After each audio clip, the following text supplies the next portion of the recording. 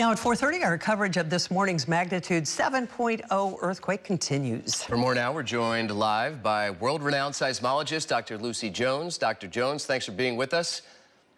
Thanks for having me. You've really dedicated your life to helping people deal with these things. How would you assess how things went this morning? I think people handled it pretty well. The good news is, even though it was a very large earthquake, it was far enough offshore that there wasn't really strong shaking on land. And what we had was, that part of California is used to these earthquakes and therefore knows how to handle them. Yeah, pretty active area there. Certainly, I would guess it would be the most powerful quake in some, almost 30 years. No, not at all for up there. There was a very similar earthquake just a few years ago, the Rio Del earthquake. It was closer to shore, though, and it did more damage. They had a magnitude 7.3 in 1992. They had another one somewhere in the 2000s. That part of California gets those earthquakes, but being offshore and very, very sparsely populated, it doesn't do as much damage. So rocking and rolling up there, can we expect more on the heels of this one? Well, every earthquake makes other earthquakes more likely, and mostly they're smaller and nearby, and we call them aftershocks. And with the ability to trigger dies off with distance, dies off with time, dies off with magnitude. So this is probably all that's going to happen.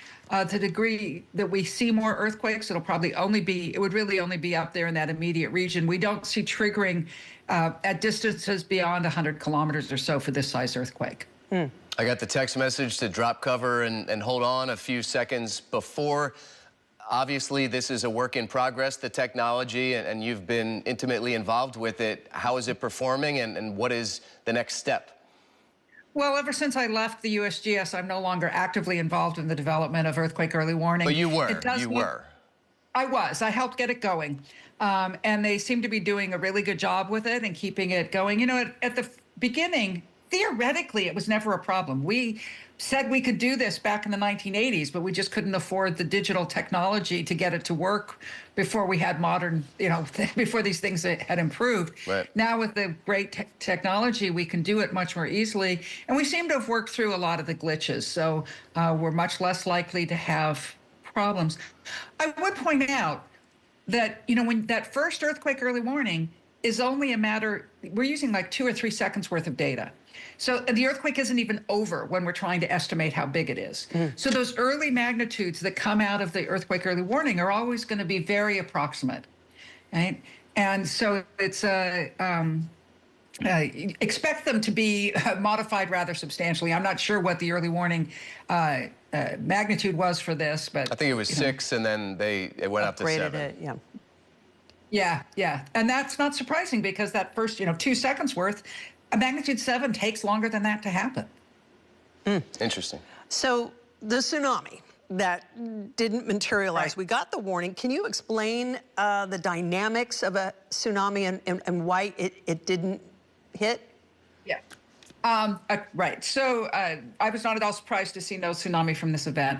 To get a tsunami, you have to change the shape of the seafloor. So when an earthquake, the epicenter is actually under the ocean, then you're moving on a fault in the rocks underneath the ocean, and you have the potential for changing the shape of the seafloor. NOAA has a policy that anytime a magnitude 7.5 or greater happens underwater, they issue a warning. And then they have a few places where there have been some unusual things in the past, so they go down to magnitude 7.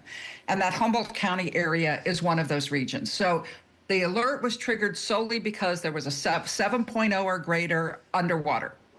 But to actually create a tsunami, you need to change the shape of the seafloor, and that means that the ground underneath needs to move up or down in some way. You need to change the vertical. And this earthquake was a strike-slip earthquake that moved horizontally, and therefore it didn't change the shape of the seafloor, didn't generate a wave. But the way NOAA policy works is they don't use that seismologic information. They use solely the magnitude, and then they wait until they see that there is no wave showing up on their buoys, their sea level measurement sites. And then they cancel when they have proof that there's no tsunami happening.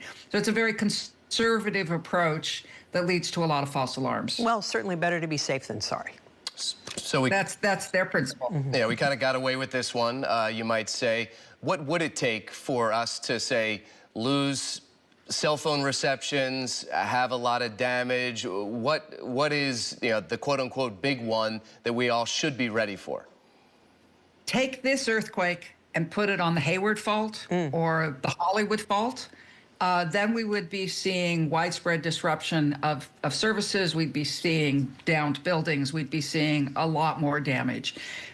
Proximity is really the name of the game with earthquakes. The shaking dies off with distance extremely rapidly.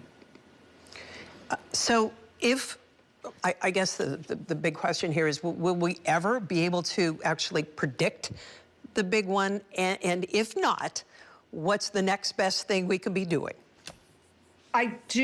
Personally, I believe we will never predict earthquakes because you don't want me to predict every earthquake.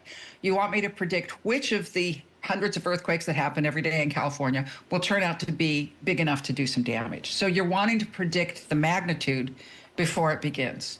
And the magnitude's determined by how large an area moves in the fault, on the fault surface. The longer the fault, the bigger the earthquake. So we're actually not talking about how the earthquake begins, but how it ends. So it's what it runs into and stops it from growing into an even bigger earthquake. That's always the question. Yeah. If what makes it stop is not determined before the earthquake begins, we'll never be able to predict earthquakes. And I think that's the most likely case. But so what do we do instead? Think about it. Would you rather have 2 hours to get out of a building or a building that doesn't fall down in the first place?